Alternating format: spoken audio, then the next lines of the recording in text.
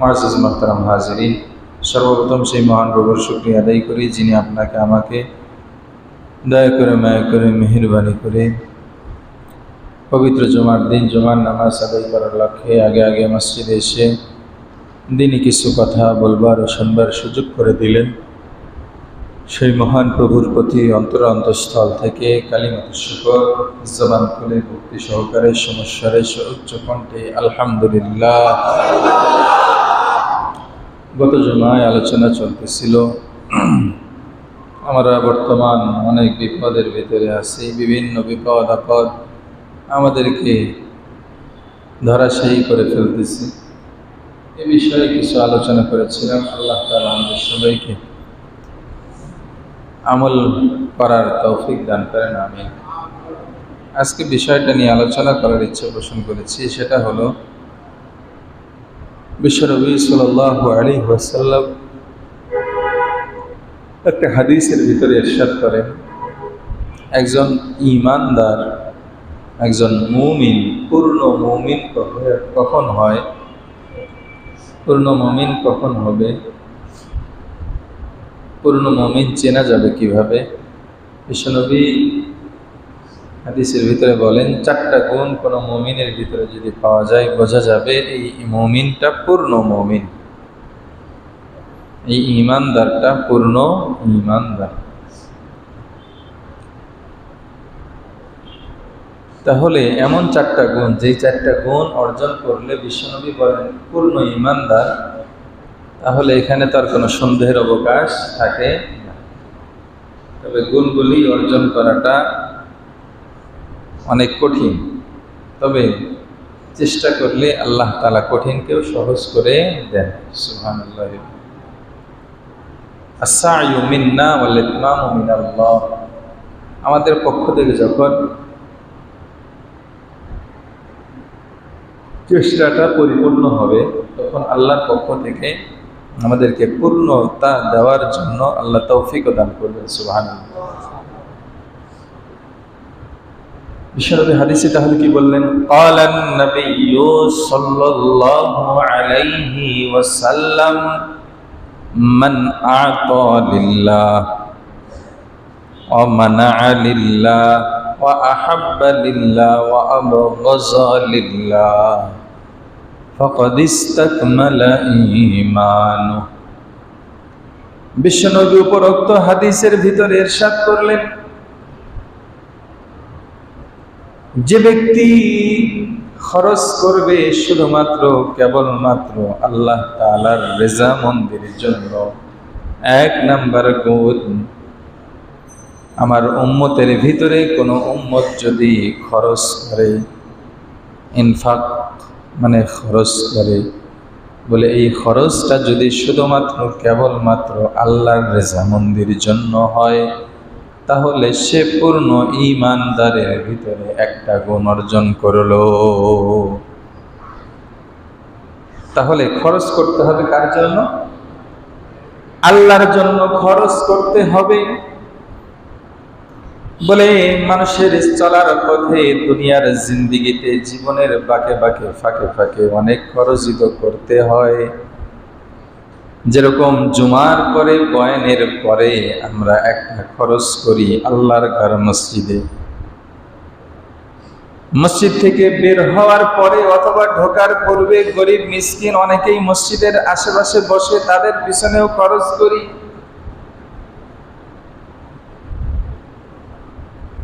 বছরে একবার যাকাত আদায় করি, বিভিন্ন মাহফিলগুলোতে, মাদ্রাসা মসজিদে দান করি, আলেম ওলামাকে অনেক সময় হাদিয়া তোহফা দেই, আলেম ওলামাকে অনেক সময় অনেক কিছু খরিদ করে দেই।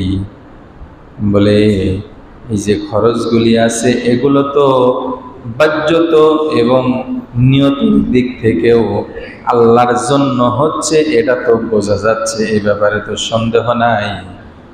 তবে এগুলোর ভিতরেও যদি ইখলাস না থাকে, তাহলে মসজিদের দানটাও আল্লাহর জন্য হবে না, বরং নিজের নফসের পূজারি হবে। সেটা আবার কেমনে?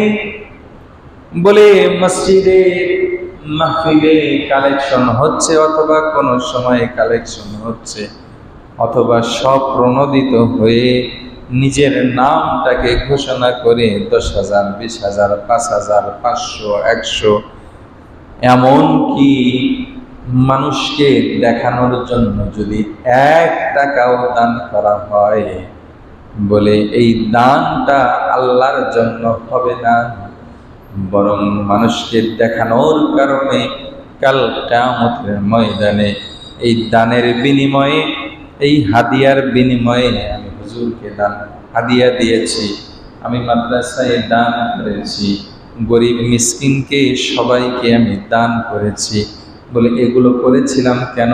লোকে যেন আমাকে দানবীর বলে, লোকে যেন আমাকে ভালো বলে, লোকে যেন আমাকে যুগের হাতেম তাই মনে করে।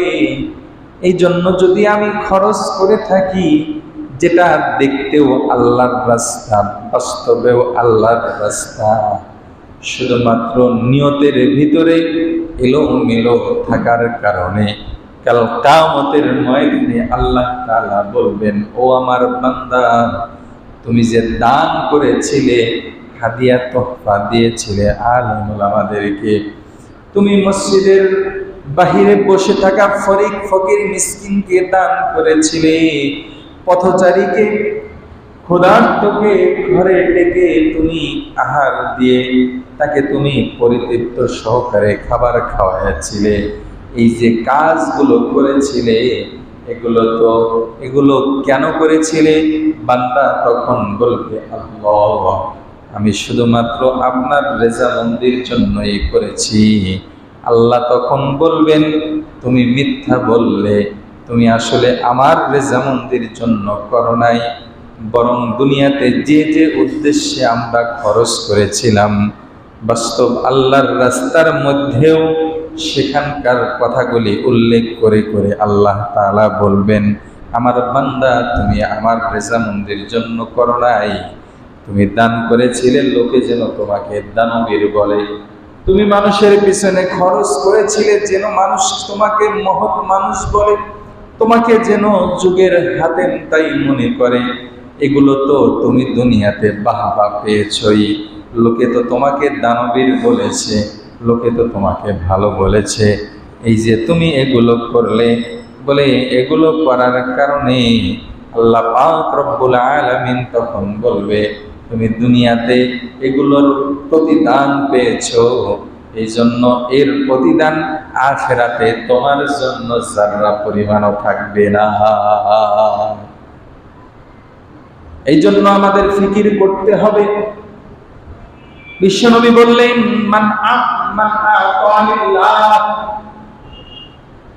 একজন মুমিন, পূর্ণ মুমিন যে হয়, তার 4টা গুণ হয়। নাম্বার 1 গুণ, সে খরচ করবে কার রেজামন্দির জন্য? আল্লাহ তাআলার রেজামন্দির জন্যই সে খরচ করবে। এই জন্য আমাকে দানের ক্ষেত্রে খুব খেয়াল করতে হবে, এই দানটা যেন আল্লাহ ছাড়া অন্য কোনো উদ্দেশ্যে না হয়। বলে এত টাকা দান করব, তাহলে দানবীরই যদি না হয়, তাহলে দান করে কি ফায়দা? বলে আপনি যদি আল্লাহর রেজামন্দির জন্যই দান করেন, বলে আল্লাহ তাআলা আপনার এই দানবীরের কথাটা আপনি তো অ্যালাউন্স করে, মাইকিং করে, মানুষের কাছে বলে বলে, গলা ফাটিয়ে মানুষের কানে পৌঁছাতে সক্ষম, কিন্তু আপনি যদি বাস্তবিকই আল্লাহর রেজামন্দির জন্য এই খরচগুলি করেন, বলে মানুষের দিলের ভিতরে আপনি যে দানবীর এটা ঢুকিয়ে দিবেন। এই জন্য অনেক গোপন দানবীর আছে, যাদের দানের কথাটা ওরকম শহরত না পেলেও, কিন্তু যে সমস্ত মানুষরা জানে, তাকে দিল থেকে শ্রদ্ধা করে। এই জন্য দানের ক্ষেত্রে খুব খেয়াল করা, ডান হাতে দান করব, বাম হাত যেন না জানে। ঠিক আছে না? ইনশাআল্লাহ আল্লাহ তাআলা তৌফিক দান করেন, আমিন। বলে আল্লাহ তাআলা তো বললেন তার রাসূলের মাধ্যমে, যে খরচ করাটাই আল্লাহর রেজামন্দির জন্য হবে, বলে আমাদের খরচটা তো আর এক প্রকার আছে, সেটা হলো মানুষ দুনিয়ার রাস্তাতেও খরচ করে। তাহলে এর মাধ্যমে তো আমরা যেটা বুঝলাম, তাহলে তো দুনিয়ার রাস্তায় খরচ করলে এটা তো আল্লাহর জন্য হলো না। আর আল্লাহর জন্য যদি না হয়, তাহলে তো আমি পূর্ণ ঈমানদার হতে পারবো না। বলে এই হাদিসের ব্যাখ্যার ভিতরে মুহাদ্দিসিনে ইকরাম আমাদের জন্য সুন্দর পথ বের করে দিয়েছেন, যেগুলো বাস্তবেও ইবাদত মনে করে মানুষ দান করে, সেটা তো ইবাদত হবেই, সাথে সাথে দুনিয়ার খরচটাও যদি ইবাদতের নিয়তে করে, তাহলে এই খরচটাও আল্লাহ তাআলা ইবাদত হিসেবে গণ্য করে তাকে পূর্ণ ঈমানদারের খাতায় তার নামটা লিস্টেড করে দিবেন। সেটা কেমনে? বলে দুনিয়াবি যে খরচগুলি হয়, তার ভিতরে একটা খরচ হলো মানুষ নিজের প্রয়োজনে খরচ করে। কি কারণে? নিজের জন্য একটা জামা বানায়, এটা একটা খরচ। নিজের জন্য টাইম দেখার জন্য ঘড়ি কেনে, এটা একটা খরচ। বিভিন্ন মানুষের সাথে যোগাযোগ রক্ষা করার জন্য একটা ফোন কেনে, মোবাইল কেনে, এটা একটা খরচ। বলে নিজের শরীরটা সুস্থ রাখার জন্য অসুস্থ হলে ঔষধ খরিদ করে, বলে এটা নিজের জন্য পার্সোনাল খরচ। বলে নিজে আহার করার জন্য খাদ্য সামগ্রী কেনে, বলে এটা একটা খরচ।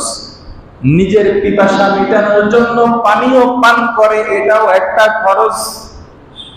মোট কথা, জীবনের চলতে গেলে যতগুলি খরচ আমরা ব্যক্তিগতভাবে করে থাকি, হালাল পন্থায় খুব ভালো করে বুঝবেন, হারাম পন্থার খরচ কিন্তু কখনোই ইবাদত হবে না, বরং ইবাদত হওয়ার জন্য হালাল পন্থার খরচ হতে হবে।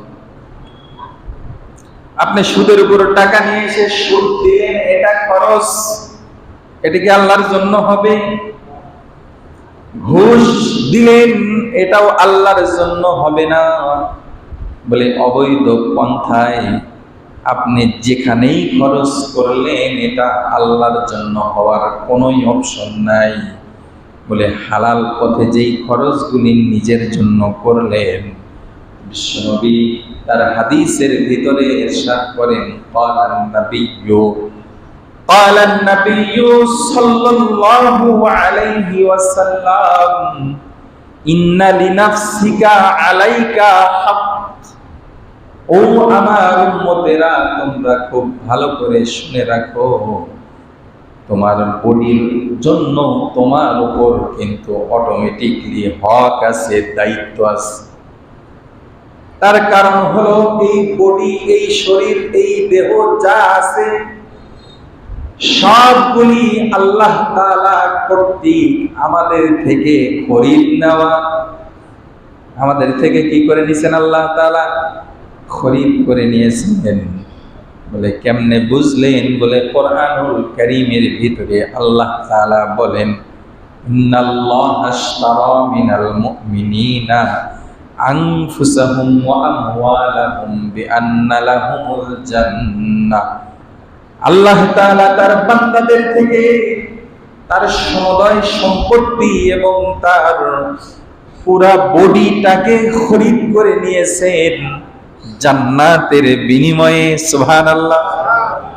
তার মানে আমার যে বডিটা, আমি যেটাকে আমার বলে দাবি করতেছি, আমার হাত, আমার পা, আমার মাথা, আমার নাক, আমার চোখ, আমার কান, আমার জিহ্বা, আমার মুখ, আমার বডির অন্যান্য অঙ্গ প্রত্যঙ্গ আমার বলতেছি, আসলে আমার বলতে কিছুই নাই। তার কারণ হলো ই আমানত জানদে রোজে নজদে মা দর হাকিকত মালিকি হর শৈ খোদা। در হাকিকত মালিকে হর সেই খোদা। আমার যত যাই বলি না কেন, সব কিছুর মালিকানা কার হাতে? আল্লাহর হাতে সব কিছুর মালিকানা। তাহলে ব্যবহার করতেছি, বলে ব্যবহার যেটা করতেছি এই ব্যবহারটা এটা হলো আমি সীমিত সময়ের জন্য আমানত হিসেবে। কি হিসেবে? আমানত হিসেবে। যেরকম আপনি দেশের বাড়িতে চলে গেলেন ঈদের ছুটিতে, ধরে নেন যাওয়ার সময় আপনার ব্যবহৃত বাহনটা মোটরসাইকেল অথবা প্রাইভেট কার অথবা যে কোনো বাহন, বাইসাইকেল, আপনার এক বন্ধুকে দিয়ে বললেন, বন্ধু আমি তো দেশের বাড়িতে যাচ্ছি 15 দিনের ছুটিতে, 10 দিনের ছুটিতে, 5 দিনের ছুটিতে, তুমি আমার এই মোটরসাইকেলটা, সাইকেলটা, প্রাইভেট কারটা অথবা যে কোনো পণ্যটা তুমি ব্যবহার করবে আমি ফিরে আসা পর্যন্ত। আচ্ছা বলেন তো দেখি, এই যে 5 দিন, 10 দিন, 15 দিনের জন্য যে বন্ধু আর এক বন্ধুকে ব্যবহারের জন্য দিল, যে ব্যবহার করতেছে এর ব্যবহারের সময় যতভাবেই ব্যবহার করুক না কেন, তার মাথার ভিতর কিন্তু একটা কাজ করবে, আমি মোটরসাইকেল চালাইতেছি, এর মূল মালিকানা আমার না। কথা বলেন ঠিক কিনা? বলে মানুষ যে মালিক হয় এটা 2 ধরনের। কয় ধরনের? শরীয়তের পরিভাষায় এটার 2টা ইস্তেলাহ আছে। একটা হলো রাকাবাতান, সবাই বলেন ইস্তেলাহ বলেন, অসুবিধা কি? রাকাবাতান। আরেকটা হলো ইয়াদান। ইয়াদান মানে হাতের মালিক, মানে সে বাস্তব মালিক না। রাকাবাতান মানে হলো বাস্তব মালিক। কি বলেন? ওই যে প্রথম বন্ধু যে ব্যবহার করতে দিল সে হলো কি এই মোটরসাইকেলের বাস্তব মালিক, এটা হলো রাকাবাতান মালিক। বলি ইয়াদান মালিক, ব্যবহারের জন্য মালিক হলো যে বন্ধুকে ব্যবহার করার জন্য সুযোগ দেওয়া হলো। এখন ব্যবহারের সুযোগ পেয়ে কোনো বন্ধু যদি মনে করে আরে এটার মালিক তো আমি, এটা কি সঠিক হবে নাকি ভুল হবে? এটা কি রাইট না রং? বলে 100% রং। সেম একইভাবে বলে আমি হাত ব্যবহার করতেছি একটা নির্ধারিত সময়। বলেন আসলেই যদি হাত পূর্ণ মালিকানা আমার হতো, তাহলে আমি যখন মারা গেলাম তাহলে আমার বডি সবই তো থাকলো, শুধুমাত্র চলে গেলাম আমি। শুধু চলে গেলাম কে? আমি। আমিটাকে বলে রূহ, আমিটাকে রূহ, এই রূহটা চলে গেলাম, বাদ বাকি টোটাল বডিটা তো দুনিয়াতেই থাকলো। এখানে কোনো কার্যকর ভূমিকা থাকবে? আল্লাহ তাআলা কত সুন্দরভাবে আমাদের বুঝানোর ব্যবস্থা রেখেছেন। ও আমার বান্দা, তুমি মনে করতেছো তোমার হাতের মালিক তুমি, আসলেই যদি তাই হও তাহলে তুমি যখন মারা যাচ্ছ হাতটা নিয়ে যাও। নিতে পারি কি? না। বলতে পারেন হুজুর এটাকে তো দাফনই করা হয়, কিন্তু যার হাত সে কি দাফন করে নাকি অন্যরা করে? অন্যরা করে। আল্লাহর দেওয়া আমানত, এটা যেন আশরাফুল মাখলুকাত, সৃষ্টির সেরা জীব, এটা যেন অপমানিত না হয়, অপদস্থ না হয়। আল্লাহর দেওয়া আমানত যেন বিক্ষিপ্তভাবে পড়ে না থাকে, এই জন্য ইসলাম সুন্দর একটা ব্যবস্থা রেখেছেন। সুবহানাল্লাহ। যেটা অন্যান্য ধর্মাবলম্বীরা যদি এখানেও একটু ফিকির করে তাহলে তারা বুঝবে যে ইসলামটা আসলেই যে সত্য ধর্ম, ইসলামটা আসলেই যে আল্লাহ প্রদত্ত ধর্ম। এটা অনেক হিন্দু মুসলিম হওয়ার পরে তাদের অনেক সময় তাদের ইন্টারভিউতে, তাদের সাক্ষাৎকারে তারা বলে যে আমার ঈমান গ্রহণ করার একটা কারণ এটা যে আমি যখন নিজ হাতে আমার বাবার মুখে যখন আগুন দিয়েছি তখন আমার বিবেকটা নাড়া দিয়েছে, হায় আমিও মানুষ, মুসলমানরাও মানুষ, মুসলমানদের মা বাবা মারা গেলে কত সুন্দর গোসল করে সুন্দর করে দাফন করে, আর আমাদের ধর্মে আগুন দিতে হয় বলে এই ফিকিরটা যখন আমার মাথার ভিতরে ক্যাচ করেছে, আমি ওই মিথ্যা ধর্ম ছেড়ে সত্য ধর্ম ইসলামের দিকে ধাবিত হয়েছি। আল্লাহু আকবার। তার মানে এগুলোর মালিকানা কার না? আমার না। পূর্ণ বাস্তব মালিকানা কার? বলে আমার মালিকানা এটা হলো ইয়াদান। এটা কি? ইয়াদান মানে আমি হস্তগত হওয়ার কারণে মালিকানা বুঝে পেয়েছি। বলে এই জন্যেই তো আমার হাতটাকে আল্লাহর বিধানকে লঙ্ঘন করে যদি চুরির কাজে লাগাই, অন্যের উপর অত্যাচারের কাজে লাগাই, জিনার কাজে যদি লাগাই, মোট কথা যেই কাজেই আমার হাতকে লাগাই না কেন, আমার পাকে লাগাই না কেন, আমার জিহ্বাকে, আমার মুখকে, আমার কানকে, আমার চোখকে, মোট কথা টোটাল বডিটাকে যদি আমি কোনো হারাম কাজে লাগাই, কাল কিয়ামতের ময়দানে আল্লাহ তাআলা আমার জবানটা বন্ধ করে দিবেন। আমার হাত আমার বিরুদ্ধে সাক্ষী দিবে, আমার চোখ আমার বিরুদ্ধে সাক্ষী দিবে, আমার টোটাল বডিটার আল্লাহ তাআলা তাদের আওয়াজ খুলে দিবেন, জবান খুলে দিবেন। হাত বলবে আল্লাহ আমারকে দ্বারা সে চুরি করেছিল, আমার উপরে জুলুম করেছে, তুমি তো হাত দিয়েছিলে তোমার দাসত্বের জন্য, সে দাসত্ব না করে বরং তোমার হুকুমের বিরুদ্ধে আচরণ করার কাজে লাগিয়েছিল। এরকম টোটাল বডিটাই আমার আপনার বিরুদ্ধে কাল কিয়ামতের ময়দানে সাক্ষ্য প্রদান করবে।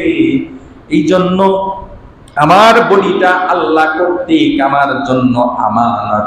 এই জন্য বডির সুস্থতার জন্য যেরকম ওই বন্ধুর রেখে যাওয়া মোটরসাইকেল তার কাছে যতক্ষণ থাকবে, চালানোর জন্য মোটরসাইকেলের তেলটা ভরতে হবে।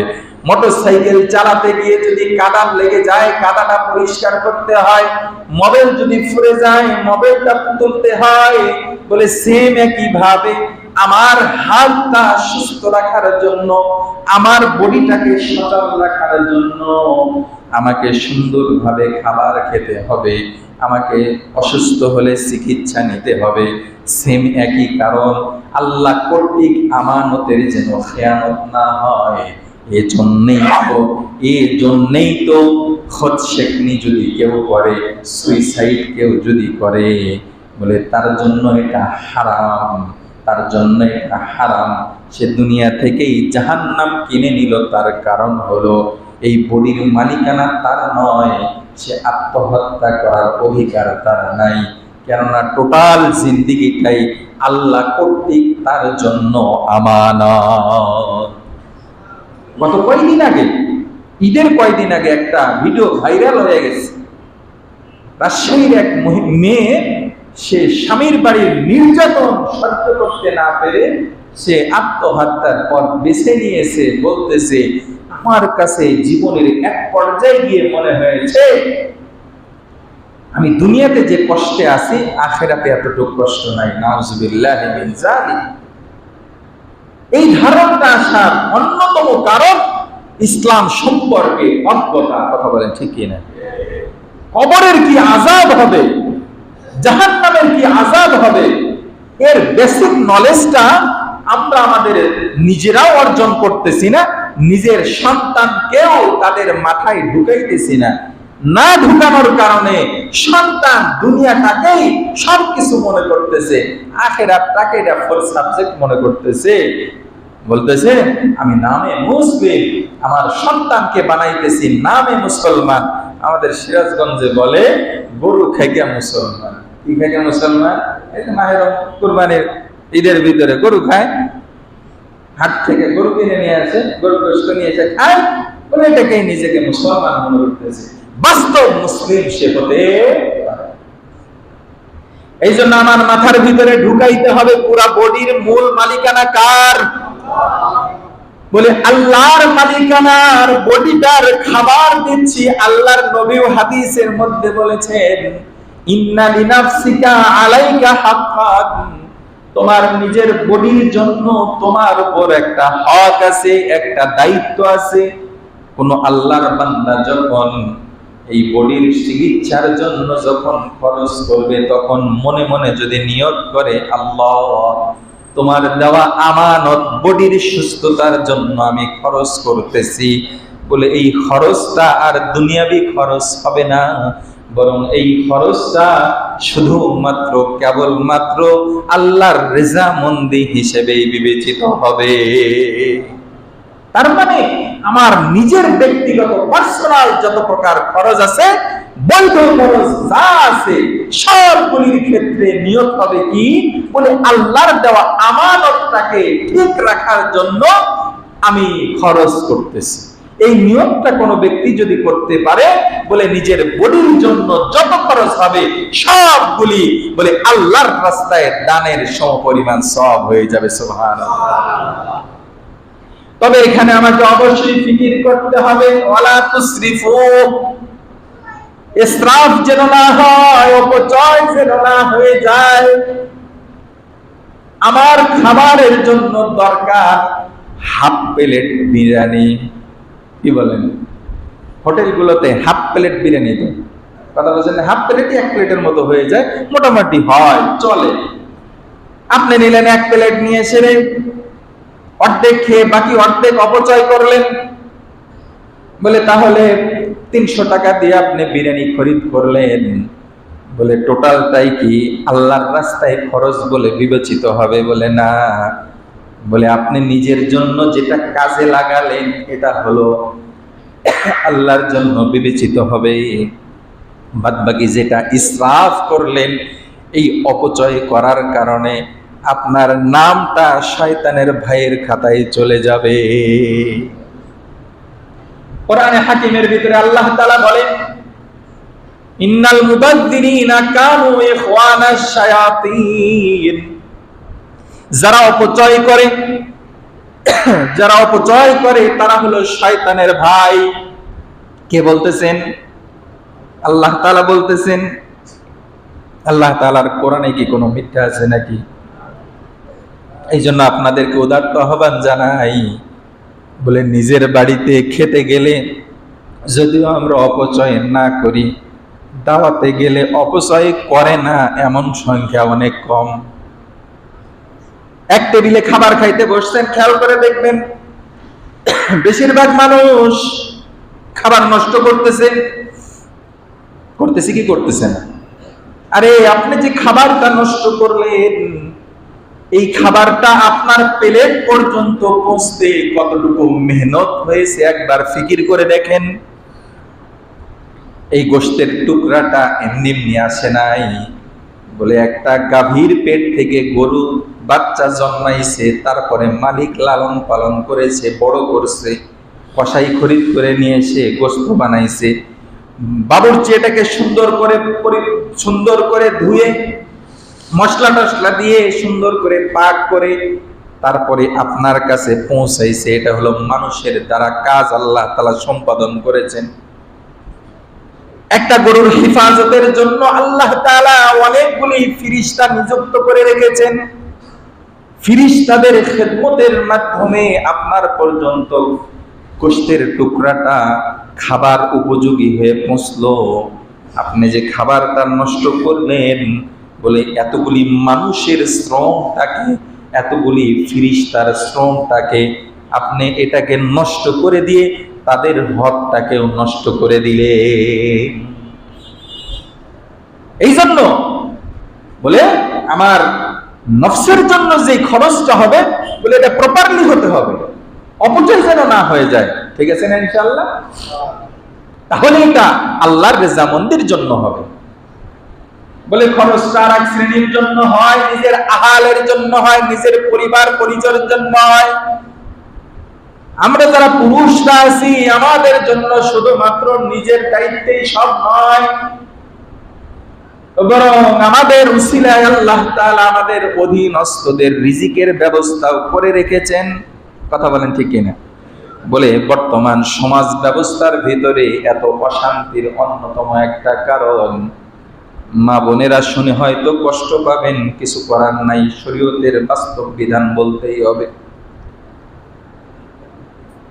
পরিবারের ভিতরে কাজ করবে কারা? বাহিরের কাজ করবে পুরুষেরা।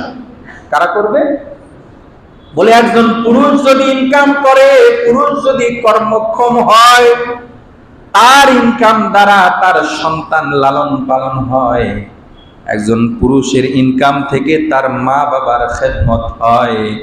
একজন পুরুষের ইনকাম থেকে সমাজের বিভিন্ন উপকারের কাজে লাগানো হয়।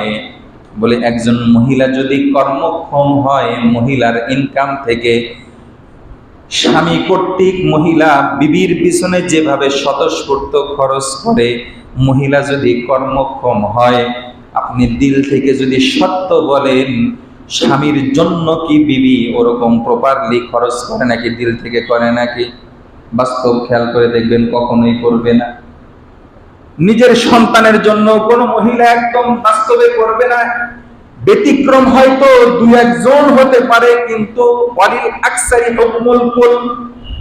বাস্তবতা হলো এটাই, মহিলাদের খরচটা, ইনকামের খরচটা এটা প্রপারলি অন্যান্য পরিবারের সদস্যদের জন্য হয় না, এমনকি নিজের জন্য ওইভাবে করে না, বরং তার উপরস্থ যারা থাকে, বাবা থাকুক, ভাই থাকুক অথবা স্বামী থাকুক, তাদের থেকে নিবে আর নিজের ইনকামের টাকাটা গচ্ছিত রাখার ফিকির করবে। কথা বলেন ঠিক না? বলে সমাজ ব্যবস্থার ভিতরে ঝামেলা হওয়ার অন্যতম কারণ এটাও একটা। যাই হোক, এটা আউট অফ সাবজেক্ট, আলোচ্য বিষয়ের ভিতরে না, তবে জরুরি কথাটা বললাম। তাহলে আমাদের ভিতরে আমার সন্তান যারা আছে, এই সন্তান, নিজের বিবি, নিজের মা, নিজের বাবা, একজন পুরুষের অধীনে যারা আছে, এদের দায়িত্ব ওই গৃহকর্তা পুরুষের উপর। আল্লাহ নবী বলেন, ইন্না লি আহলিকা আলাইকা হক। ও আমার উম্মতেরা, যারা তোমরা পরিবারের কর্তা ব্যক্তি বর্গ আছো, যারা কর্মক্ষম পুরুষেরা আছো, খুব ভালো করে জেনে নাও, তোমার নিজের জন্য যেরকম খরচ করা এটা তোমার দায়িত্ব, তোমার সন্তানের জন্য, তোমার বিবির জন্য, বৃদ্ধ বাবা বৃদ্ধা মার জন্য, তোমার বোনের জন্য খরচ করাটাও, তোমার ছোট ভাইয়ের জন্য খরচ করাটাও তোমার জন্য সেম, একই দায়িত্ব। তার মানে আমি আমার বিবির জন্য যখন খরচ করব, এই খরচের ক্ষেত্রেও আমাকে খেয়াল করতে হবে অপচয় যেন না হয়। সন্তানের ক্ষেত্রে খরচ করতে গিয়েও খেয়াল করব যেন অপচয় না হয়। বলে সন্তানের ক্ষেত্রে অপচয় হলে কি হয়? বলে পুলিশ কর্মকর্তা মাহফুজ তার সন্তান ঐশীর পিছনে অপচয় করার কারণে তার হাতে মা বাবা দুজনকে জীবন দিতে হয়েছে। কথা বলেন ঠিক কি না? এই ঈদের ভিতরে ঘটনা, মতিউর রহমান নামে একজন আপনার রাজস্ব কর্মকর্তা, কাস্টমসের কর্মকর্তা, বলে অবৈধ ইনকাম করে সন্তানের পিছনে অপচয় করার কারণে একটা ছাগল কিনতে গিয়ে নিজের জীবনটা এখন তার কঠিন অবস্থায় পরিণত হয়েছে। কথা বলেন ঠিক কিনা? হ্যাঁ, এই জন্য এই খরচের ক্ষেত্রে আমাকে ব্যালেন্স রাখতে হবে। ঠিক আছে না? ইনশাআল্লাহ নিজের জন্য যেরকম নিজের পরিবারের অধীনস্থ যারা আছে এদের ক্ষেত্রেও এক নাম্বার খেয়াল করতে হবে অপচয় যেন না হয়। আরেকটা খেয়াল রাখতে হবে, সেটা হলো আমি যে খরচটা করতেছি নিজের বরত্বের জন্য নয়, বরং আল্লাহর রাসূল কর্তৃক দেওয়ার দায়িত্ব আদায়ের জন্য যদি খরচ করি, এই নিয়ত যদি হয়, বলে 5 টাকা খরচ করলে, 5,000 করলে, 5 লাখ করলে, প্রত্যেকটা অর্থ আল্লাহর রাস্তায় দানের সমপরিমাণ সওয়াব আপনার আমলনামায় লিখে দেওয়া হবে। সুবহানাল্লাহ। তার মানে খরচ যা আছে টোটালি খরচ হবে কার জন্য? আল্লাহর রেজামন্দির জন্য। আরো যে কথাগুলি আছে, আজকের এই কথাগুলির উপর আল্লাহ তাআলা আমাদের সবাইকে আমল করার তৌফিক দান করেন। বাকি কথা আগামী জুমায় আলোচনা করা হবে। আল্লাহ পাক রব্বুল আলামিন আমাদেরকে কথাগুলির উপর যথাযথ আমল করে দুনিয়া জাহানের কামিয়াবি অর্জনের তৌফিক দান করেন। আল্লাহুম্মা আমিন।